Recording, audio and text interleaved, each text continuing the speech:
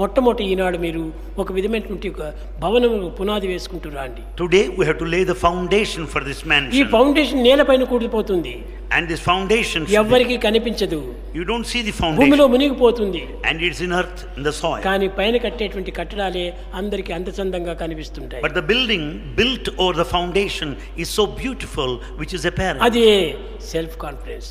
That is, foundation is self-confidence. భూమిలో వేసినటువంటిది self confidence, That which is in the ground is self-confidence. కానీ కనిపించేటువంటి self satisfaction. But that what is seen is self-satisfaction. దాని పైన వేసేటువంటి రూఫే self sacrifice. And the roof is self-sacrifice. ఆ roof ఉండినప్పుడే మనం దాంట్లో నివాసం చేయొచ్చు. When once the roof is laid, you can live there.